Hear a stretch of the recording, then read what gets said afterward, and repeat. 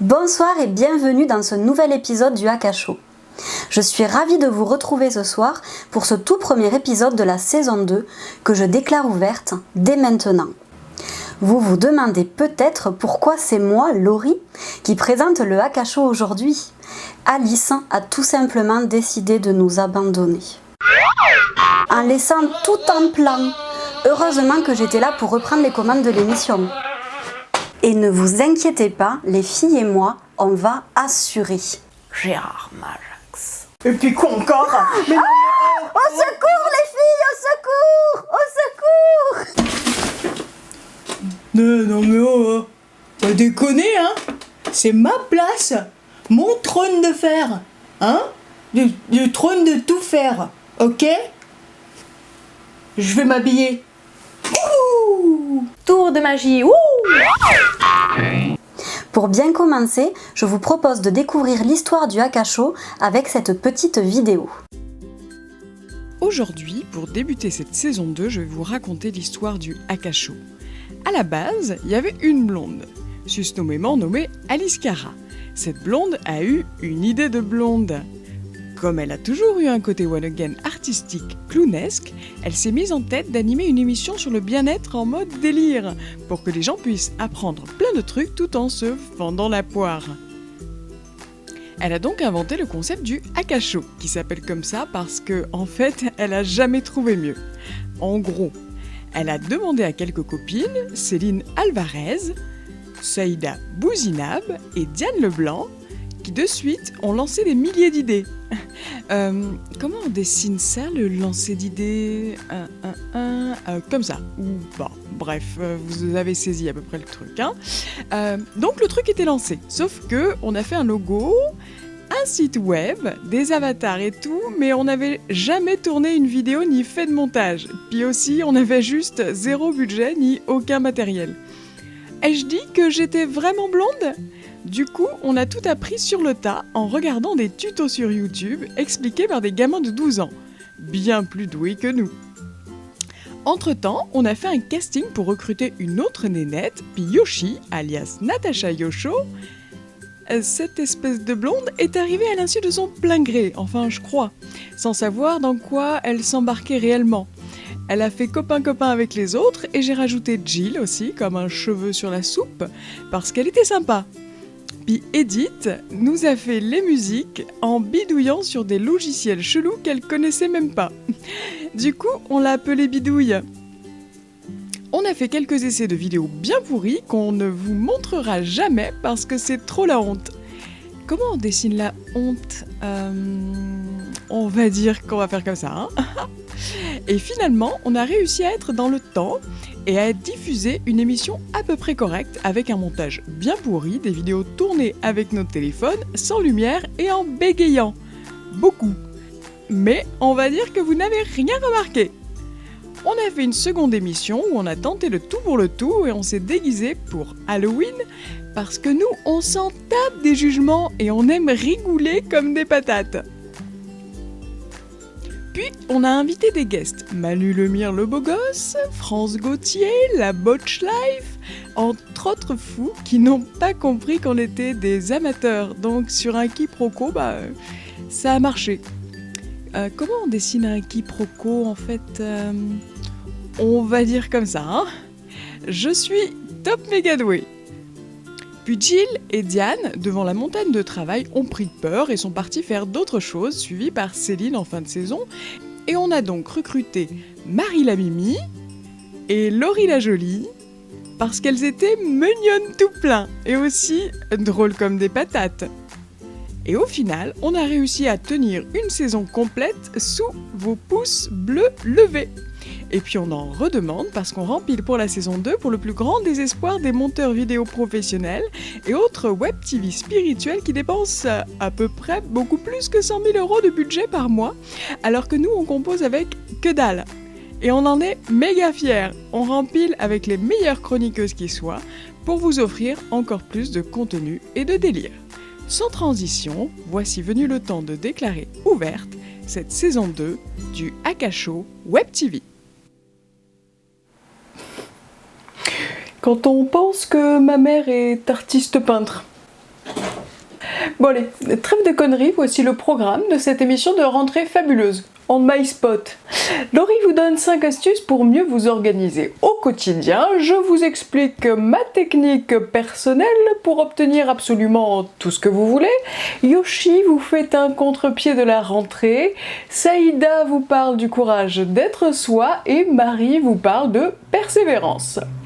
Notre guest du mois, c'est Dorothée Alio-Gonzalez qui nous fait une petite vidéo créative et vous aurez aussi un petit tuto moustique et puis le bêtisier. C'est parti! À toi, Laurie, la voleuse de place de tabarette de Chris de nom d'un petit grut en mousse. Vidéo.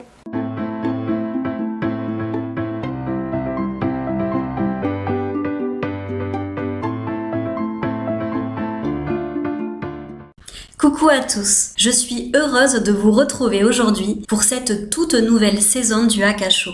Nous sommes toutes ravies de vous retrouver et on sait que vous étiez vous aussi très impatients. Pour commencer le mois de septembre et la rentrée, j'avais envie de vous proposer 5 astuces pour mieux vous organiser au quotidien. Et oui, c'est le moment de prendre de nouvelles résolutions.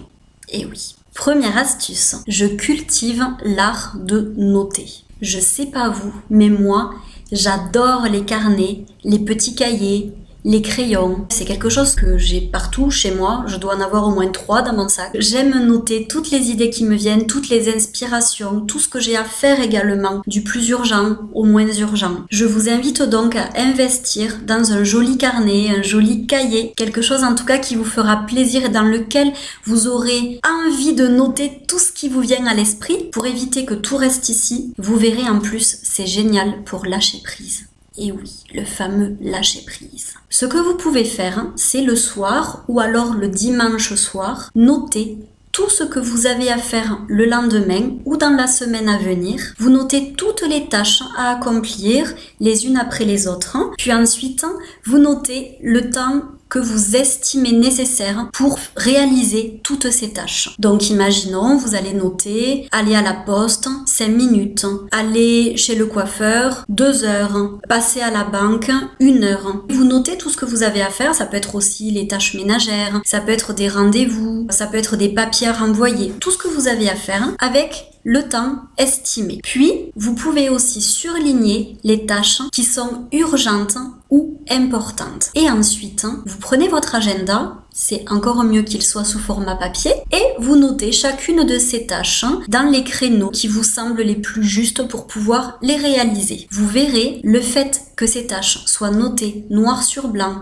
avec un créneau horaire ou avec une deadline, tout ça, ça va vous faciliter la vie et ça va vous permettre d'éviter de procrastiner. Deuxième clé, je limite les activités chronophages. Et oui, je crois que vous êtes tous en train de penser à Facebook, mais il n'y a pas que Facebook. Il y a aussi la télé, le ménage. Il y a des gens qui passent 3 heures à faire leur ménage tous les jours. Ça peut être aussi tout le temps que vous passez à papoter au téléphone avec vos amis. Tout ça, c'est chronophage et ça vous fait perdre énormément de temps. Ce que je vous propose aujourd'hui de faire, c'est de noter tous les jours pendant 5 jours toutes les activités que vous réalisez dans la journée. Donc ça peut être manger, aller travailler, faire du sport, regarder la télé, passer du temps sur Facebook, faire des recherches sur Internet. Bref, vous notez tout ce que vous faites dans la journée avec le temps que vous y accordez. Et au bout de 5 jours, vous reprenez ces papiers et vous allez vous questionner sur ce qui est vraiment utile, ce qui vous fait gagner du temps ou perdre du temps, ce qui favorise votre bien-être ou au contraire, toutes les contraintes, toutes les choses que vous faites, peut-être aussi pour échapper à d'autres. Le but est que vous ayez de vraies prises de conscience. Et ensuite, le mieux, c'est de supprimer tout ce qui est inutile et tout ce qui ne vous apporte pas de bien-être. Si vous ne le supprimez pas parce que c'est pas toujours possible, essayez au moins de le limiter. Pensez aussi à dire non à toutes les personnes qui pompent votre temps, toutes les personnes toxiques, vampirisantes, pour pouvoir vous concentrer beaucoup plus sur vos priorités. Troisième astuce, je mets en place des checklists. Les checklists, c'est les listes où vous avez juste à cocher ce qui est fait ou ce qui est à faire. Donc vous pouvez en trouver sur internet à imprimer, par exemple des listes de courses, des listes de tâches ménagères, des listes pour déménager, des listes de repas préétablis. Je vous invite à les imprimer et à les mettre sur votre frigo ou dans un classeur pour pouvoir vous en servir et mieux vous organiser. D'ailleurs, ça peut être super aussi d'établir vos repas à l'avance pour la semaine. Vous verrez, vous vous prendrez beaucoup moins la tête. Quatrième astuce, je mets en place des routines. Que ce soit des routines matinales, des routines pour le soir, des routines de travail. Pensez à en adopter dans votre vie afin de gagner du temps et d'être beaucoup plus structuré. Par exemple, vous pouvez décider de traiter tous vos papiers administratifs le dimanche de 11h à 12h et de payer vos factures par la même occasion. Vous pouvez aussi décider de faire vos lessives le lundi, le mercredi et le samedi. Ou alors passer l'aspirateur tous les samedis de 14h à 16h. À vous d'établir ces petites routines. Vous verrez, je suis certaine que ça va vous changer la vie. Dernière astuce. Je fais le tri régulièrement. Et oui, nous avons tendance à entasser beaucoup de choses chez nous. Et de ce fait, je vous invite à faire le tri régulièrement, tous les 2-3 mois, tous les 6 mois, que ce soit dans vos papiers administratifs, que ce soit dans votre alimentation, vos vêtements, les objets. Faites le tri et ne conservez que ce qui est utile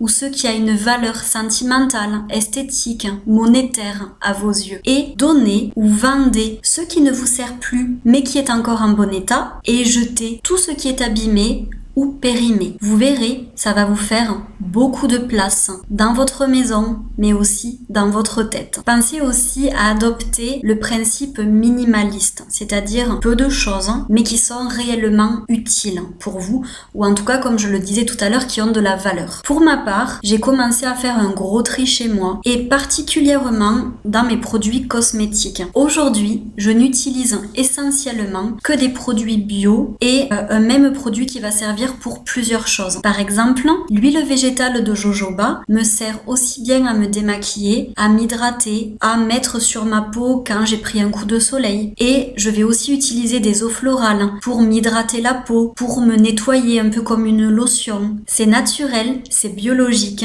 et ça permet d'avoir moins de produits chez soi. Donc je vous assure, ça va vous économiser du temps, de l'argent. Voilà, je pense vous avoir tout dit et je vous souhaite de mettre en pratique toutes ces petites astuces dès demain. J'ai été vraiment heureuse de vous retrouver aujourd'hui et je vous souhaite un très beau mois de septembre rempli de bonheur et d'amour. Prenez bien soin de vous. À très bientôt. And now, ladies and gentlemen, ma chronique à moi, vidéo.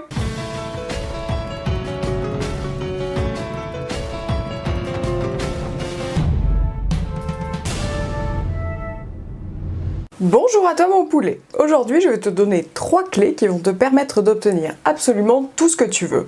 C'est la première chronique du Hack à Chaud, c'est le mois de septembre.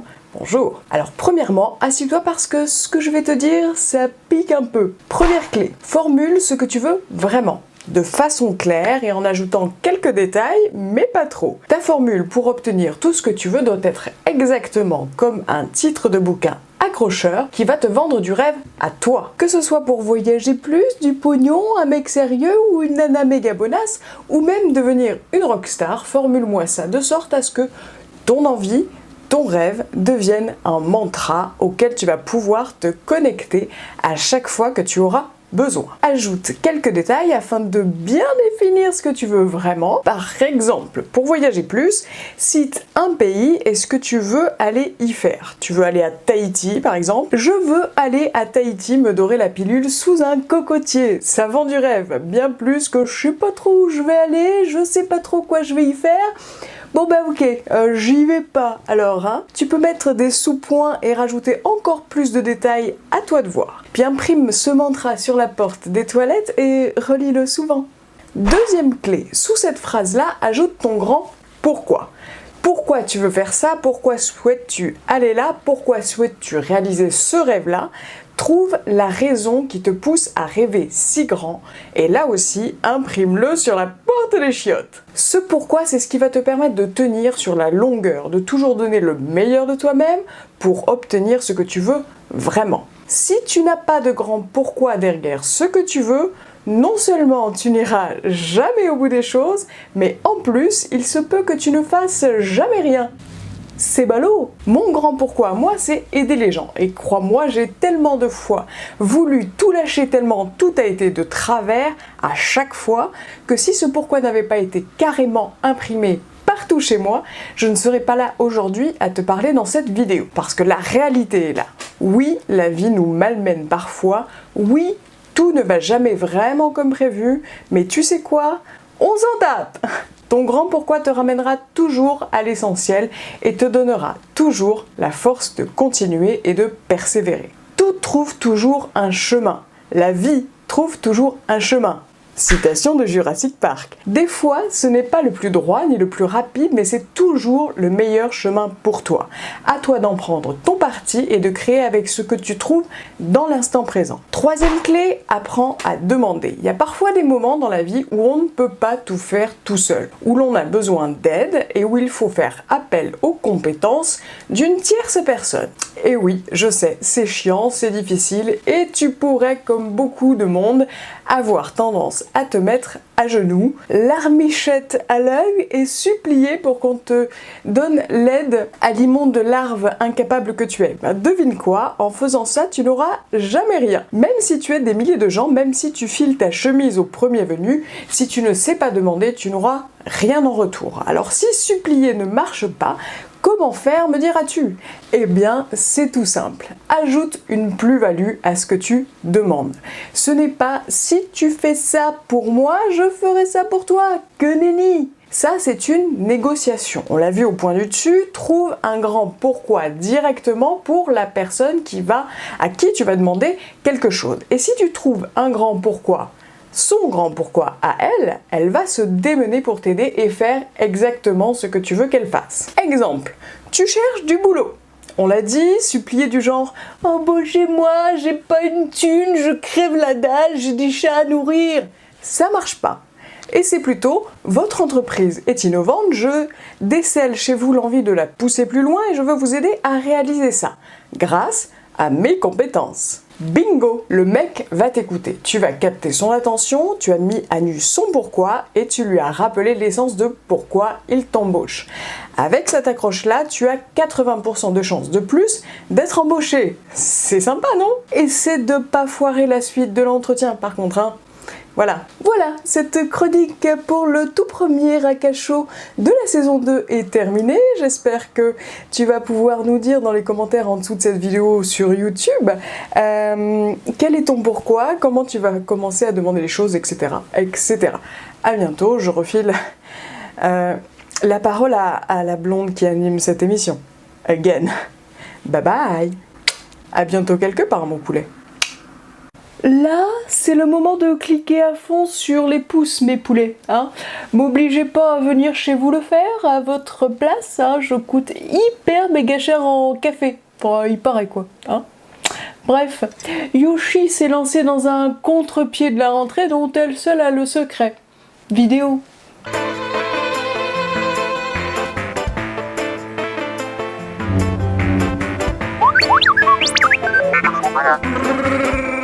Et coucou, je suis ravie de vous retrouver pour cette nouvelle saison du Akasho. Alors, je vous cache pas que de moi, ça a été super long, sans venir vous parler, vous papoter et raconter un peu nos points de vue, expériences, prise de conscience, enfin voilà, tout ce qui fait nos chroniques en fait. Alors, comme c'est le mois de la rentrée, ma chronique ce mois-ci va parler de prendre le contre-pied de la rentrée. Voilà, comme une grande majorité, la rentrée, c'est également la rentrée des classes.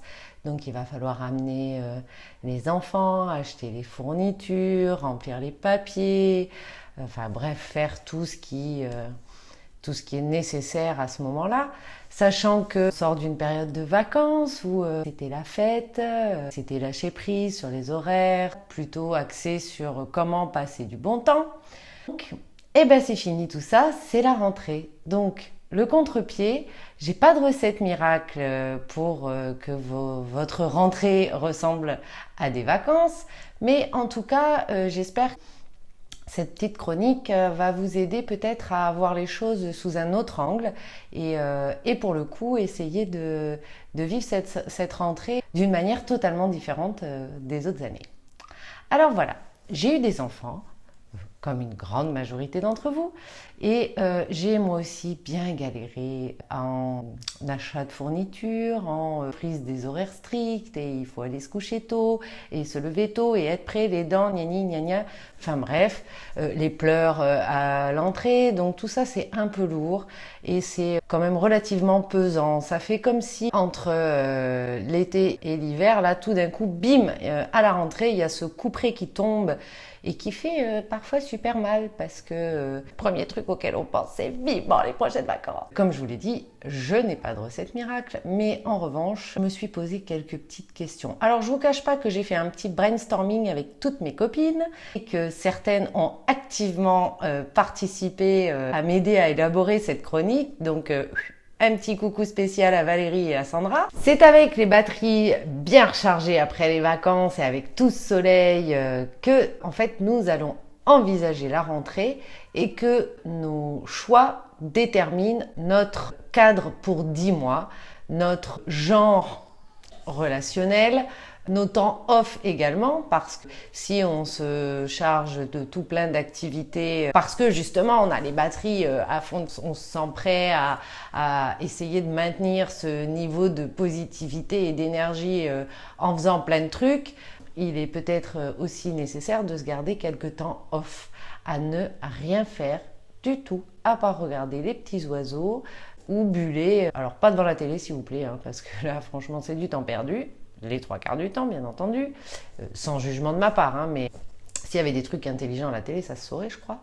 Mais voilà, du temps pour lire ou tout simplement pour méditer, pour penser, pour laisser notre esprit vagabonder, parce que les temps off sont quand même, à mon sens, importants de s'en garder quelques-uns.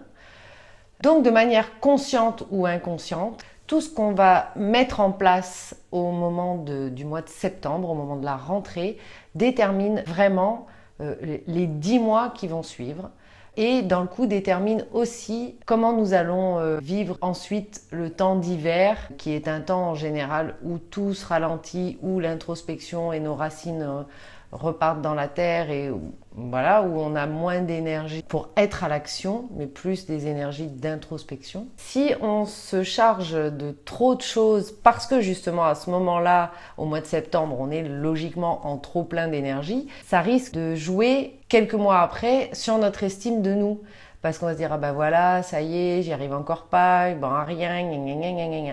Donc le contre-pied de la rentrée, c'est vraiment essayer de prendre en compte ce surplus d'énergie, cette vitalité qui est en nous au sortir de l'été, de pouvoir en fait la faire fructifier au mieux et pas l'épuiser tout de suite. Vraiment essayer de se dire, ok, qu'est-ce que réellement j'ai envie de faire comme sport, comme loisir, comme passe-temps? Qu'est-ce que je peux réellement me laisser comme temps off, comme temps pour souffler. Qu'est-ce qui est vraiment important pour moi ou pas? Et ne gaspillez pas en final votre potentiel énergétique d'un coup d'un seul parce que vous avez l'impression que hop, le réservoir il est à la hausse, ultra gavé. N'oubliez pas que dès qu'on rentre dans l'hiver, tout se ralentit. Et que si en septembre, octobre, on a mangé tout notre capital, l'entrée de l'hiver est fatalement un tout petit peu plus compliquée à gérer. Donc voilà, autre petit parallèle sympathique, c'est que, alors, qui là est purement, j'ai envie de vous dire, purement philosophique ou enfin des associations d'idées, mais qui peuvent avoir, qui ont du sens en fait. Vraiment, qui ont du sens. Le mois de septembre, c'est le mois de la cueillette des pommes, entre autres. Les pommes sont cueillies en septembre, tout le monde le sait, parce qu'elles sont arrivées à maturité. La pomme pourrait faire penser à Adam. Bon, la pomme d'Adam. C'est un peu tiré par les cheveux, mais ça marche. Le mois de septembre, c'est également le mois du signe astrologique de la Vierge. Donc, signe astrologique de la Vierge, parallèle un petit peu tiré par les cheveux aussi, mais parallèle quand même avec Ève. Le mois de septembre, toujours, c'est le mois des vendanges pour faire du bon vin et honorer Bacchus. Donc, c'est un mois, en tout cas pour les viticulteurs, c'est un mois de fête. Alors là, maintenant, si on fait une petite addition sympathique, Adam plus Ève plus fête égale bébé. Bon, alors, petite parenthèse, les amis, essayez de ne pas faire des bébés bourrés.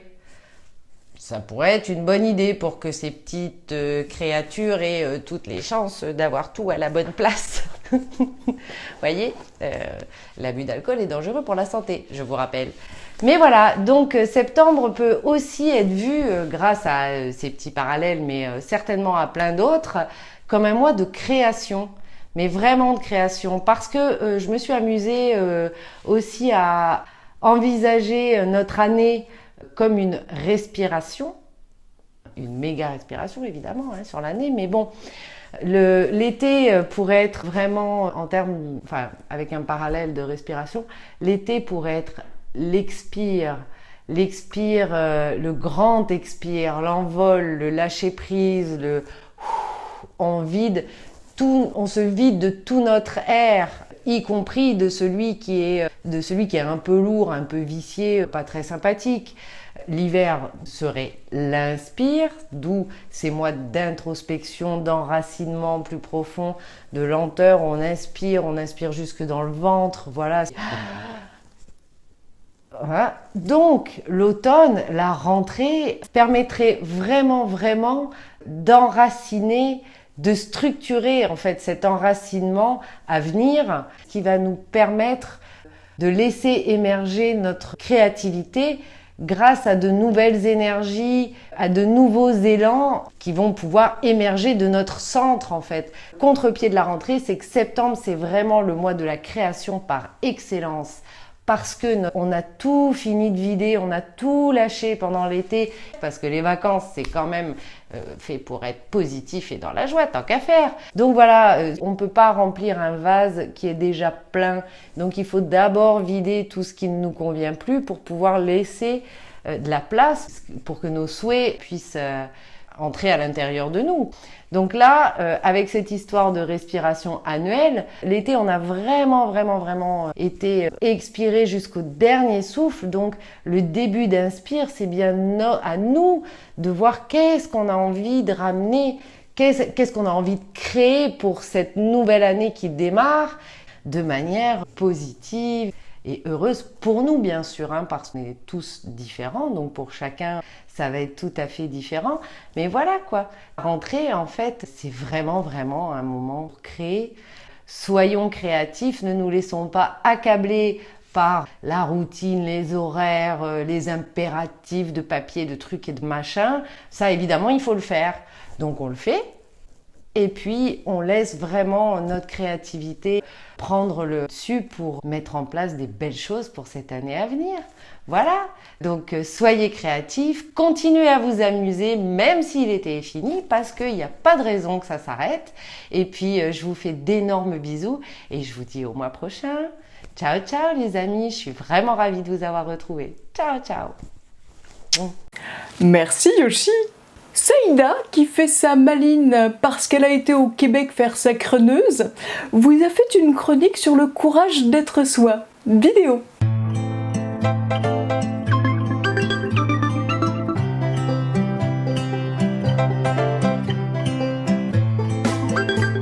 Coucou tout le monde. Alors, comment allez-vous? Et ces vacances? Oui, chouette. Pour ma part, je serai en vacances au moment où vous visionnerez cette chronique. Et je penserai très fort à vous. Pour cette seconde saison de The Akasho Web TV, j'ai choisi de vous parler du courage. Alors pour moi, le courage, ce n'est pas de la témérité, attention. C'est plus quelque chose qui surgit quand on est face à l'inconnu. J'ai d'ailleurs à ce sujet une très belle citation sur mon site qui est « Le courage est une histoire d'amour avec l'inconnu ». Ça en promet de belles choses, n'est-ce pas? Qu'est-ce que ça signifie? Tout simplement que quand on est confronté à une nouvelle situation, en dehors de nos marques, de nos repères, de nos fameuses petites cases où on range bien tout pour s'y retrouver, pour être sûr de, eh bien c'est à ce moment-là que le courage peut naître. Ce qui signifie qu'il s'agit pour moi d'audace, teintée de confiance et d'une certaine manière d'une petite foi quand même. Attention, rien à voir avec la religion. Souvent, pour ne pas dire très souvent, on se cache derrière la société avec un grand S pour expliquer un peu nos attitudes, nos comportements, nos décisions, voire l'absence de décision. Attention, on n'en est pas toujours conscient parce qu'on a envie d'être supporté, d'être soutenu, d'être encouragé. C'est comme dans les mouvements de foule, on partage les mêmes avis véhiculés par l'entourage, on avance les mêmes arguments, sans les avoir confrontés, les avoir vérifiés, les avoir analysés, non, on répète tout simplement. Parce que penser différemment, c'est être à part, c'est être pris comme étrange, différent, étranger. On risque d'être mis sur le côté. Et ça, comme on ne rentre pas dans le même moule, finalement, on n'a pas très envie de ça. Et pourtant, c'est votre individualité qui fait qui vous êtes. Peu importe ce qu'on pense de vous, peu importe ce que vous pensez et la manière dont vous le pensez. Ce qui compte, c'est votre intégration propre. C'est-à-dire que, ou vous répétez comme un perroquet ce que vous entendez autour de vous, ou vous avez expérimenté vous-même la validation de ce que vous avancez. Donc, vous avez vécu quelque chose, vous avez été confronté à une situation, vous en avez ressorti l'une ou l'autre conclusion, l'un ou l'autre enseignement, et c'est à partir de là que vous argumentez. Et finalement, le courage, c'est aussi une histoire de liberté de choix, de chemin, et c'est ça qui fait peur le plus souvent, parce que mais qu'est-ce que je dois dire dans telle situation? C'est monsieur, c'est madame? Ah ben non, je vous le dis déjà, petite parenthèse, il n'y a plus de mademoiselle, on a simplifié. Mais donc, voilà, dès qu'on est laissé libre, parfois ça dérange. Et pourtant, c'est tellement beau. Mais on n'a jamais dit que liberté signifiait sécurité. Et donc, à partir de là, il n'y a pas de formule toute faite. La vie est un processus mécanique, elle n'est pas figée, elle n'est pas certaine. C'est ça toute sa magie. Et comme je le disais, il n'y a pas de formule toute faite. C'est à vous à être le magicien de votre vie et à trouver votre, là je l'ai répété, supercalifragilisticexpialidocious. Vous vous en souvenez de celle-là? Essayez de la répéter un peu. Face à toutes ces nouvelles expériences, face à ces nouveaux choix, on se pose des questions, on a un peu de peur, on a des doutes, on se pose pas mal de questions. Est-ce que j'y vais? Est-ce que je n'y vais pas? Est-ce que j'ose? Est-ce que je n'ose pas? Comment est-ce que je vais être vue? Est-ce qu'on va encore m'aimer ou pas? Et puis il y a quelque chose à un moment donné qui fait que vous avez pris votre décision et vous sentez des frissons. Et vous vous sentez vivant, pleinement vivant. Waouh! Vous sentez que vous allez vivre quelque chose d'énorme. Un peu comme Christophe Colomb, je crois, quand il est parti pour les Indes. Ce qu'il pensait être les Indes. Et puis au final, qu'est-ce qu'il a découvert? De nouveaux horizons, de nouvelles connaissances, de nouvelles possibilités, de nouveaux choix, de nouvelles cultures. Bref, que du bonheur. Je disais tout à l'heure que le courage est de l'audace teintée de confiance. Oui, c'est facile quand on connaît une personne, une situation, un contexte, on sait quoi faire, comment faire, etc. On a confiance. Mais c'est quand vous êtes face à une nouvelle situation, où règne l'inconnu, l'ignorance, voire même la tromperie. C'est là qu'il est nécessaire que vous fassiez confiance, que vous ayez du courage. Ne jamais perdre confiance en la confiance. Jamais. Et non, je n'ai pas perdu la tête. Parce que si vous parvenez à maintenir la confiance en vous, vous serez toujours ouvert. Et vous serez toujours gagnant. Parce que être sur la défensive, c'est être dans la méfiance, c'est être en retrait, c'est avoir peur, c'est se poser plein de questions, c'est vivre dans la crainte. Alors que, là aussi, c'est pas une question de naïveté, c'est plus une question de perception. Si vous continuez à être courageux, si vous continuez à être confiant, quelque chose de magnifique, de très beau va s'offrir à vous. Parce qu'il n'y aura plus aucune prise sur vous.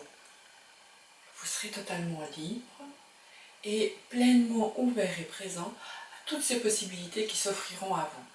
Ça, c'est génial aussi. Vous allez vous épanouir et par ricochet, vous allez intriguer les autres. Comme il a l'air nouveau, comme il a l'air bien dans sa peau, comme elle a l'air heureuse. Donc, les gens vont commencer à se dire, mais attends, si il ou elle en est capable, moi aussi je le peux. Soyez simplement qui vous êtes. C'est le plus grand des courages. Pour terminer cette chronique, j'ai envie de partager avec vous un extrait d'un livre qui va sortir la semaine prochaine, le 9 septembre, aux éditions Jouvence. C'est Franz Göttgebeur, le nom apparaît ici en dessous, qui l'a écrit. C'est une réflexion de 5 ans où il s'est posé pas mal de questions et où il offre quelques petits trucs. Le titre, donc je vous montre, c'est « Accueillir le monde avec courage et y cheminer avec conscience ». Il est question de lâcher prise, de spiritualité au quotidien, d'empathie, de liberté, d'alternative à ce que nous traversons aujourd'hui. Alors voici l'extrait. J'aime l'époque à laquelle nous vivons et toutes ces personnes animées de bonnes intentions. Je vois tellement de mes semblables qui ne se résignent pas face à l'overdose de morosité qui nous est servie quotidiennement, par nous-mêmes d'abord, par les médias et par tous ceux qui chantent en chœur que la fin est proche.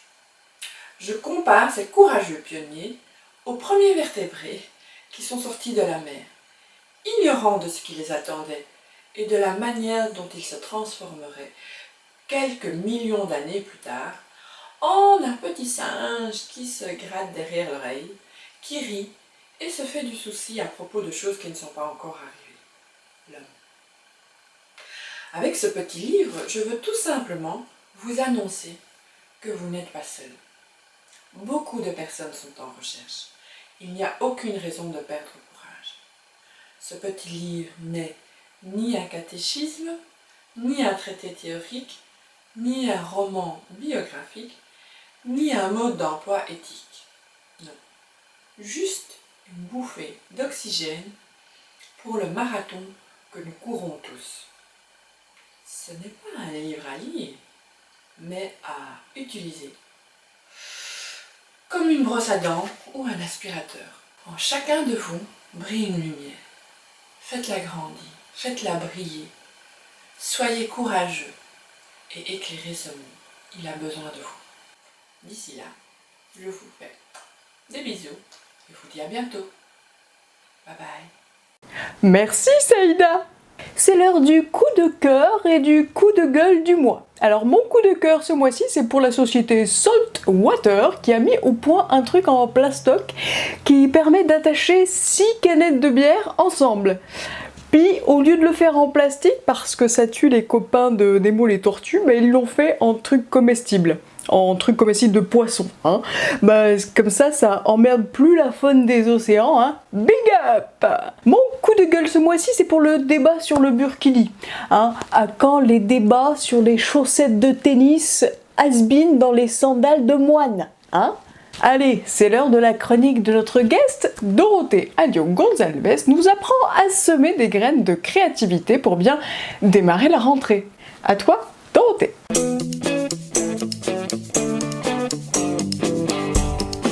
Bonjour à vous tous, internautes, et petit clin d'œil aux filles du Akacho et à leurs spectateurs. Je suis une fille super positive, mais je dois l'avouer, le mois de septembre, il est dur à amorcer et assez lourd à vivre. Eh oui, c'est compliqué de sortir du rythme des vacances, puis de se dire qu'il faut se remettre dans le travail, dans l'école pour certains, et puis reprendre petit à petit le rythme un peu fou du quotidien. Faut dire que on fait tout à l'envers et c'est pas la première fois. Effectivement, regardez tout simplement la nature. Qu'est-ce qui se passe autour de vous au mois de septembre? Les jours ont diminué, et ça déjà depuis quelques mois. Le soleil décline, c'est-à-dire qu'il est plus bas dans le ciel. On récolte les derniers fruits d'été et on vendange. Eh bien pour nous, les êtres humains, c'est exactement la même chose, car oui, nous faisons partie de la nature. Nous vivons au même rythme naturel. Mais comme on se croit au-dessus des lois naturelles, eh bien nous voilà repartis pour un nouveau cycle en septembre. Le nouveau cycle, c'est tout simplement l'année scolaire. Qu'on soit à l'école ou dans nos études ou qu'on soit déjà dans la vie active, peu importe, on est quand même soumis à ce cycle qui n'est pas naturel. Et nous voilà à devoir au mois de septembre faire preuve de la même énergie qu'au printemps et en été, alors que naturellement, elle commence à décliner. Que faire avec ce constat? Ça peut vous paraître étonnant, mais septembre est le mois des semailles. Les grains récoltés en été peuvent être moulus, transformés en farine, ou alors ils peuvent être précieusement conservés pour être plantés à nouveau et générer une récolte l'année prochaine. Alors voilà ce que je vous propose. Semez des graines que vous récolterez au printemps et en été prochain. Il est totalement faux d'imaginer qu'il ne se passe rien pour une graine plantée au mois de septembre. Pendant tout l'hiver, il se passe quelque chose pour elle en terre, même si évidemment on ne voit pas ça. La graine incube, elle germe de l'intérieur, elle se structure, elle se prépare, elle s'habitue à son nouvel environnement pour que, au printemps, elle puisse germer à l'extérieur, elle puisse se créer un passage dans la terre et arriver à la surface du sol. À partir de là, on voit ce qui se passe et c'est plus facile pour nous de dire que enfin la graine a germé. Mais la graine a germé parce qu'elle a été plantée bien avant. Pour nous, êtres humains, il se passe exactement la même chose. Si vous voulez voir dans quelques mois quelque chose apparaître dans votre vie, alors c'est maintenant qu'il faut semer. Et rappelez-vous, je vous ai parlé de créativité. Alors, l'expression créatrice, votre expression créatrice, c'est maintenant qu'elle va pouvoir s'exprimer. Prenez un support solide, un cadre, une planche, une feuille de carton rigide, peu importe, quelque chose de costaud qui tiendra quelques mois.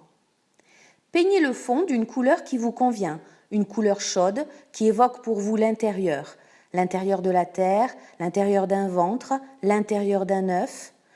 Que cette couleur vous réconforte maintenant.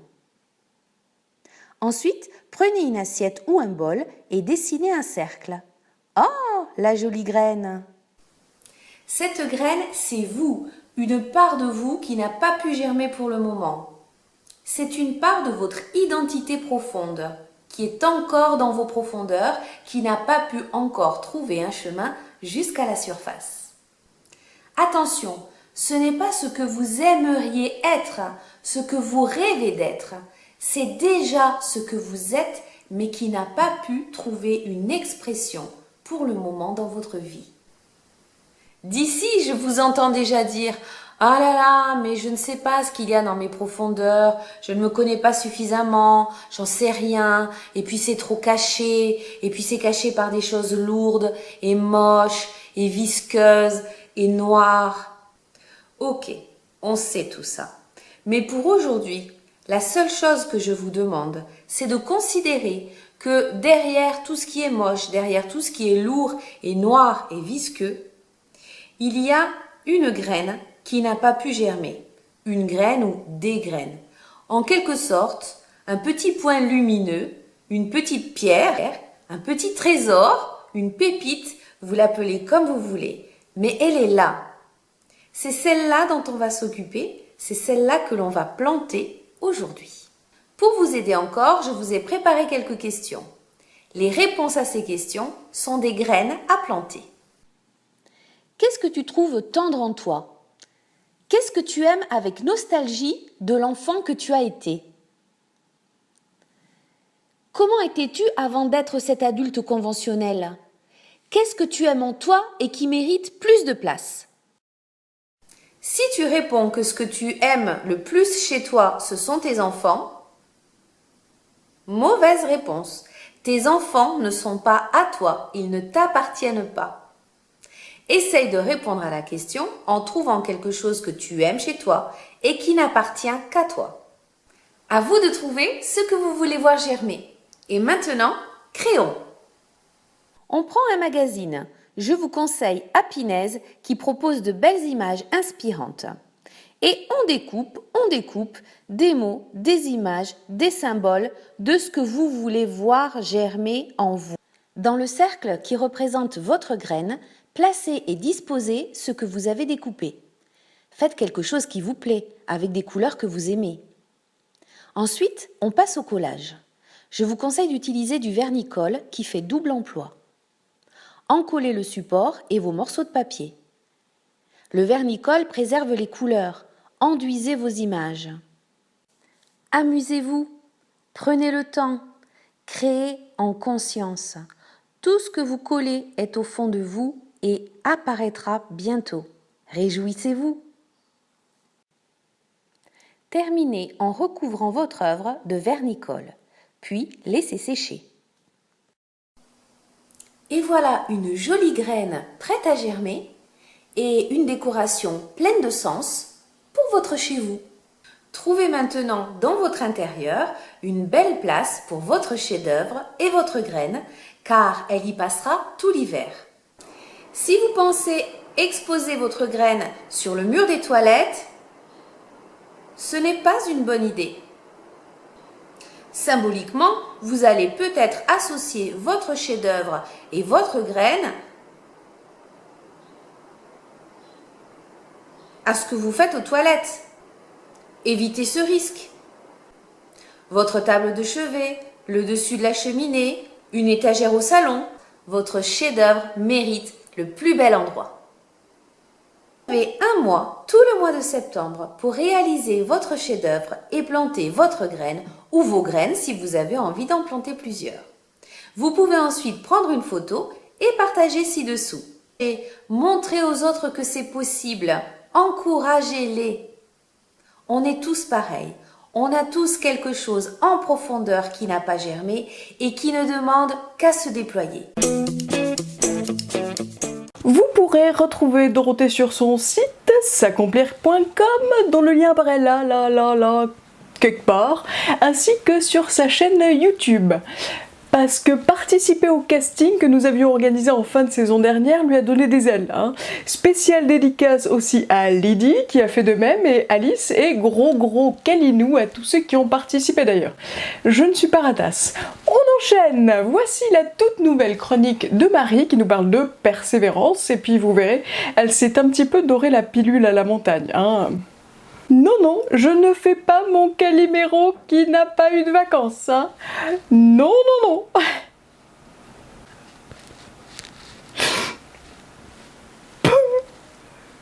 C'est trop injuste. Vidéo.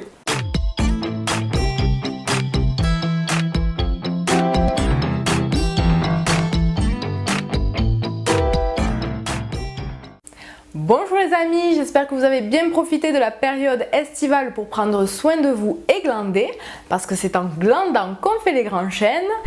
Non, j'avoue, celle-là, elle était à chier.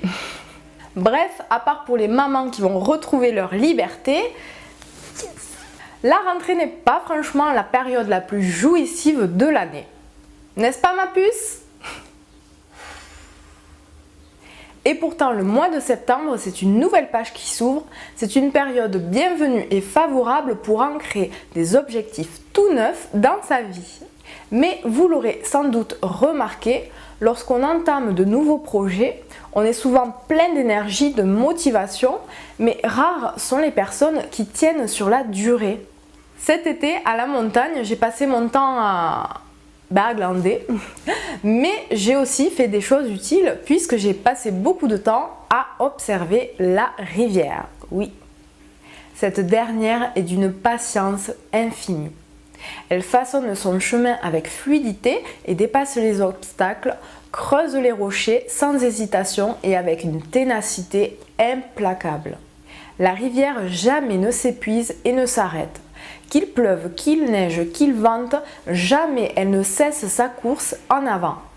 Au fur et à mesure, elle grossit et se nourrit du fruit de son courage pour enfin atteindre l'océan des possibles. C'était l'instant métaphore.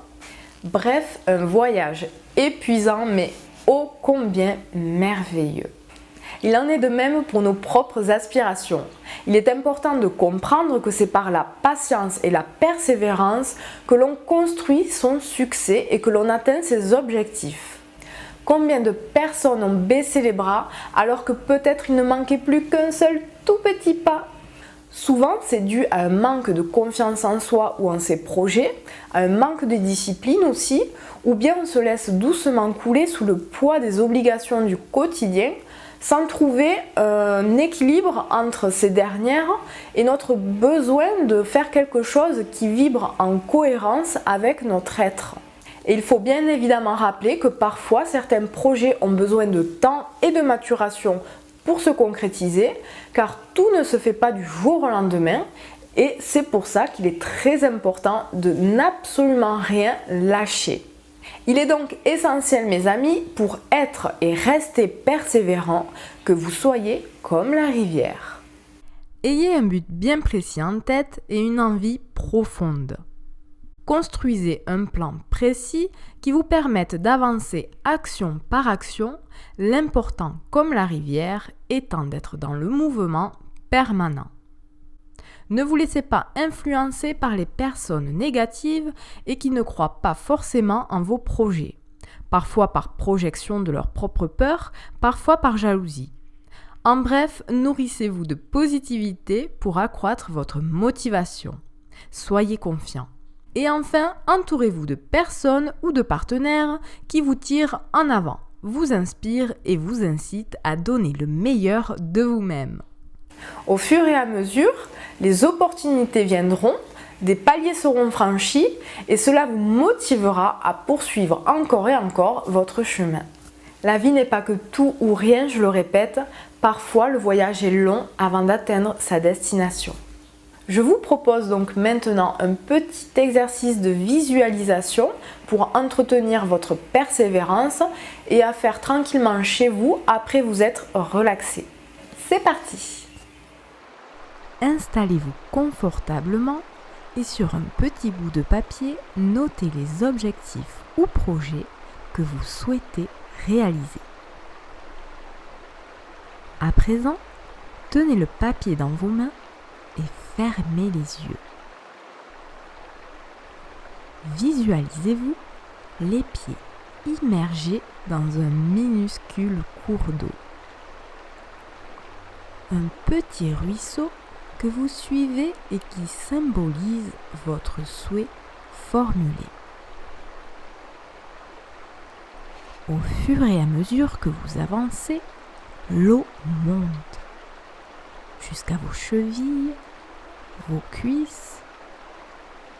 Il devient plus difficile de cheminer entre les rochers, moins évident de ne pas glisser et de se faire mal. Malgré tout, vous tenez bon et vous continuez.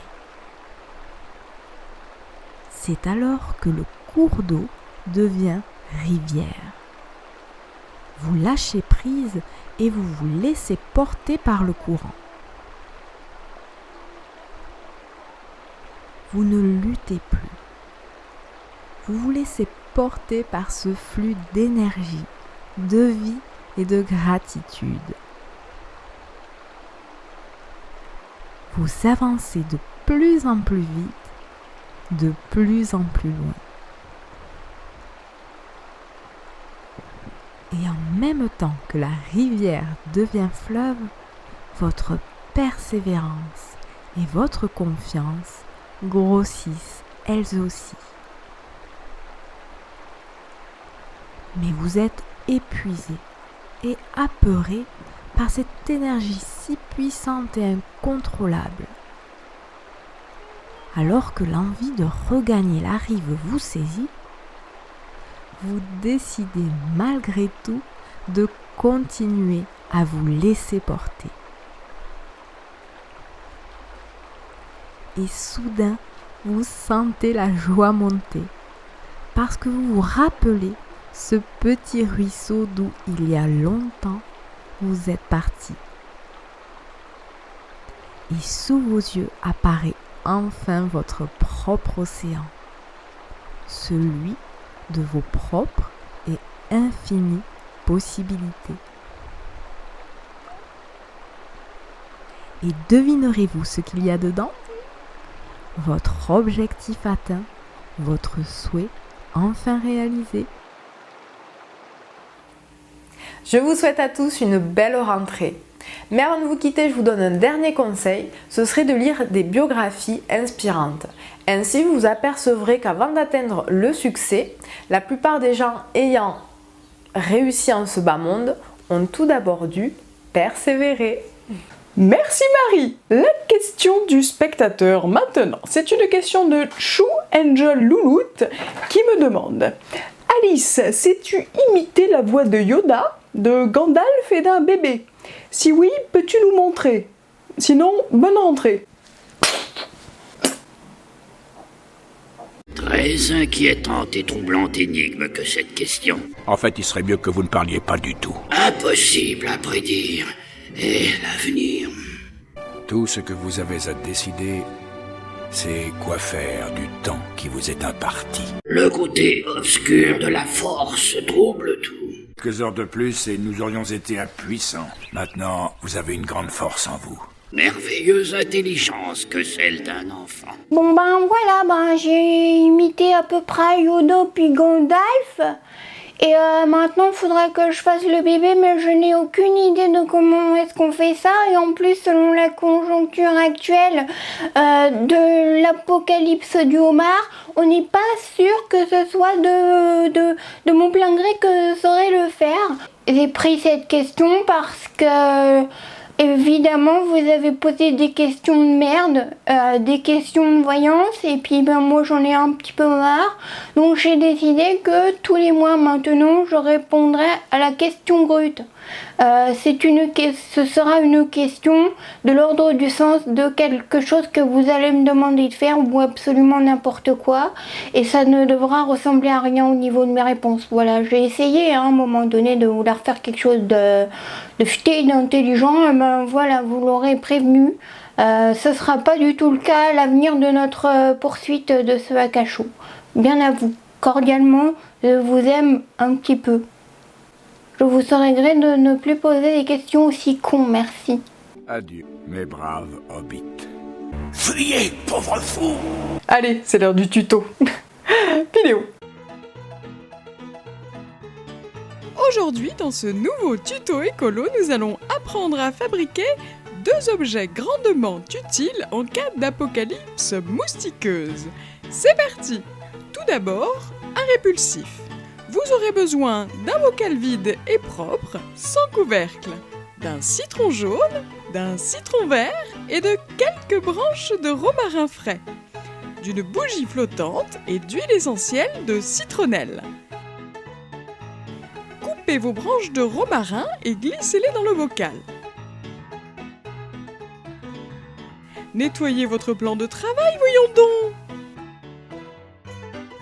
Coupez des tranches de citron jaune et glissez-les dans le bocal aussi. Faites pareil avec le citron vert. Conservez quelques morceaux pour plus tard car vous aurez bien mérité une fabuleuse récompense. Ajoutez de l'eau à hauteur, puis 10 gouttes d'huile essentielle de citronnelle. Déposez la bougie on top of the world et allumez-la. And voilà! Regardez comme c'est mignon tout plein! Attention, ne mettez pas vos doigts! Non, voyons!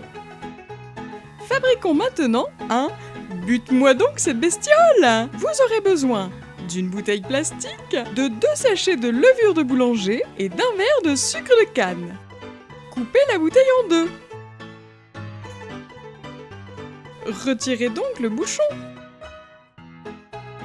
Versez le sucre dans la partie inférieure, ainsi que les sachets de levure et aussi de l'eau. Touillez. Recoupez un peu le chapeau si besoin. And voilà! Le principe est simple, les moustiques, attirés par l'odeur alléchée, vont s'emprisonner dedans. Et mourir, oui oui. Et oui, la vie peut être si cruelle parfois. Ces préparations conviennent aux animaux domestiques qui respectent leur environnement. And voilà! À bientôt pour un nouveau tuto! C'est bientôt l'heure de nous quitter, hein, mais avant, voici le bêtisier spécial de la team du Akacho. Vidéo.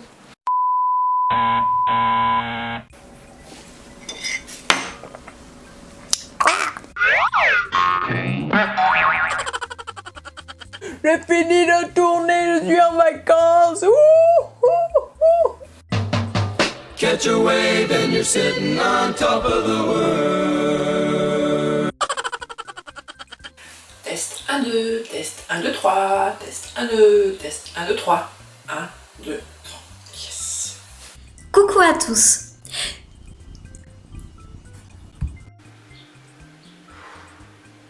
Voilà, donc je dis des E et des donc et je vais putain m'amuser au montage, ça va être du bonheur.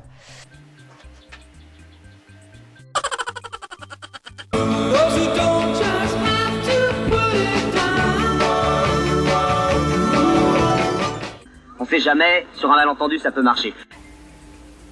Punaise, mais le seul jour où je tourne ma chronique, faut qu'il y ait un glandu qui me taille ça, et avec une tronçonneuse quoi. Tu fais quoi là mon chéri? Là me faut de la patience, je vous le dis. Putain, j'étais mieux dans ma montagne. Donc voilà, voilà. Alors voilà. Vous pouvez vous rendormir, vous pourrez vous relarguer, vous pouvez nous retrouver afin que vous pourrez retrouver les liens pour nous rejoindre sur vous pourrez vous j'ai du mal aujourd'hui, putain.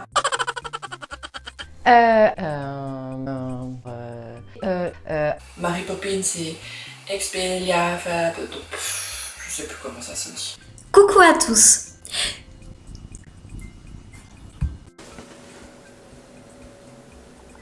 Je vous propose une chronique.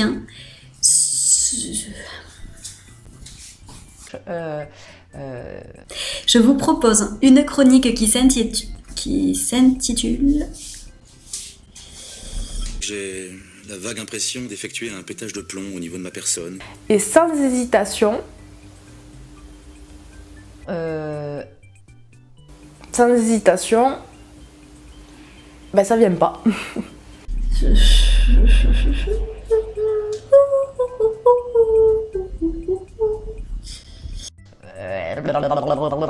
Ça y est, je me mélange.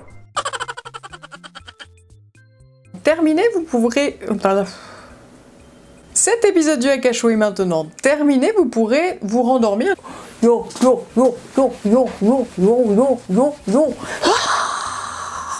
I'm a warrior! Don't be afraid to try the greatest sport around. Catch a wave. Allez, salut.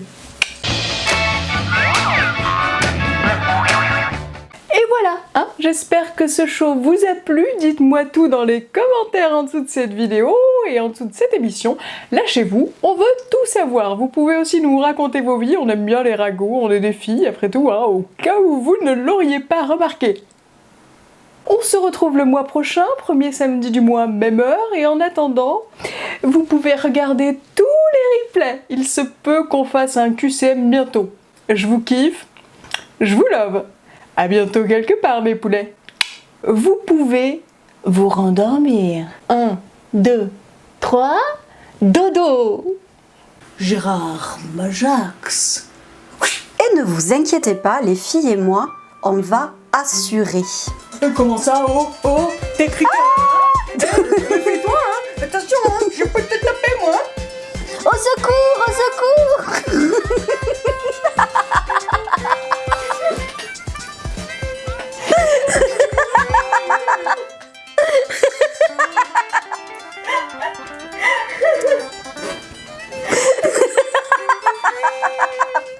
Merci de votre attention. Mon précieux, mon trésor, si tu souhaites rejoindre la communauté du Akasho, à la chaîne tu dois t'abonner. Petit hobbit joufflu.